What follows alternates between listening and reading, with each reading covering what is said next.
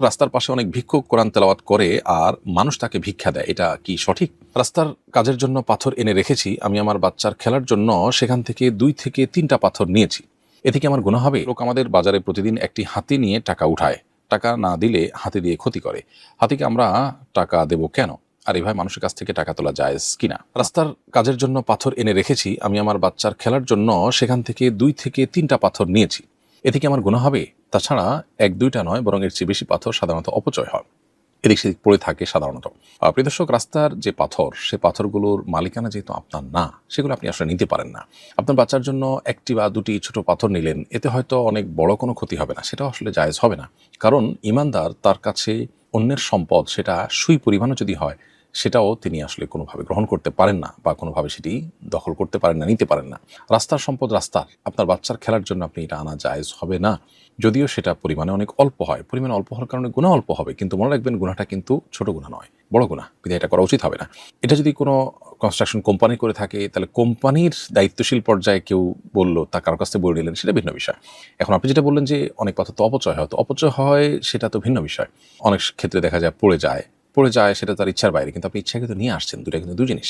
কারোর জিনিস তার অজান্তে পড়ে গেছে, সেটা তো এক জিনিস, এর মানে এই না যে আপনি তার পকেট থেকে নিতে পারেন। তার পকেট থেকে অনেক টাকাতে পড়েও যায়, সেই অজুহাতে কি আপনি তার পকেট থেকে নিতে পারেন? ঠিক একইভাবে তার পাথরের কিছু অংশ নষ্ট হতে পারে, এটা রাষ্ট্রের সম্পদ হতে পারে, কোনো কনস্ট্রাকশন কোম্পানির সম্পদ হতে পারে, তো এইভাবে আনা জায়েজ নয়। আমাদের বাচ্চাদেরকে বোঝাতে হবে, বাবা এটা তো আমাদের নয়, এটা আমরা নিতে পারি না, সবকিছু মনে চাইলে আমাদের নিতে হবে, এটা কোনো কথা নয়।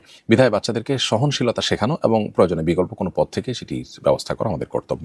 এক লোক আমাদের বাজারে প্রতিদিন একটি হাতি নিয়ে টাকা উঠায়, টাকা না দিলে হাতি দিয়ে ক্ষতি করে, হাতিকে আমরা টাকা দেব কেন? আর এভাবে মানুষের কাছ থেকে টাকা তোলা জায়েজ কিনা? না, অবশ্যই এভাবে টাকা তোলা জায়েজ হতে পারে না, কারণ এটা এক প্রকার চাঁদাবাজি এবং মানুষকে জিম্মি করে টাকা নেওয়ার শামিল। বিধায় এ ধরনের কাজ থেকে তার বিরত থাকা উচিত এবং আল্লাহকে ভয় করা উচিত। আর আপনাদের জন্য টাকা দেওয়া জায়েজ নয়। হ্যাঁ, ক্ষতি থেকে রক্ষার জন্য কেউ টাকা দিলে সেটি তো ভিন্ন বিষয়, সেটি আপনার দিলে আপনার গুনাহ হবে না। আর কেউ স্বেচ্ছায় যদি দেন খুশি হয়ে, এটা তার ব্যাপার, সেটাও গুনাহ হওয়ার কোনো কারণ নেই।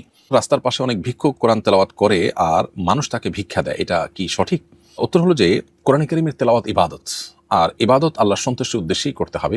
আপনি কোরআন কারীমের তেলাওয়াত করছেন যেন মানুষ আপনাকে টাকা দেয়, এটা অবশ্যই গর্হিত কাজ এবং অনুচিত কাজ। বিধায় কোরআন কারীমের তেলাওয়াত করে ভিক্ষা করার চাইতে আপনি অন্য কোনো কাজ করুন এবং তার বিনিময়ে মানুষের কাছে সহযোগিতা চান। পশ্চিমা পৃথিবীতে মানুষ গান করে, নাচে, এর বিনিময়ে মানুষের কাছে ভিক্ষা চায়, মানে কিছু একটা করলাম, তার বিনিময়ে আপনি আমাকে দেন। তো এটা জাগতিক অন্য বিষয়ের সাথে তুলনা করা যাবে না, অর্থাৎ কোরআন কারীমের তেলাওয়াতটাকে, কারণ কোরআনের তেলাওয়াত তো ইবাদত, এটা করে তিনি আসলে কারো কাছ থেকে বিনিময় প্রত্যাশা করবেন না। অতএব তিনি যদি তেলাওয়াত করে তার বিনিময় আশা করেন এবং ভিক্ষা নেন, তো সেটা অনুচিত কাজ। বরং অন্য কোনো কাজ করে তিনি মানুষের কাছ থেকে মানুষকে বিনোদন দিলেন শরিয়ার সীমানার মধ্যে থেকে, তার বিনিময়ে তিনি গ্রহণ করলেন, সেটা জায়েজ হতে পারে। কোরআন কারীমের তেলাওয়াত এমনিতে তিনি অবসর আছেন, তেলাওয়াত করছেন, সেটা ভিন্ন কথা।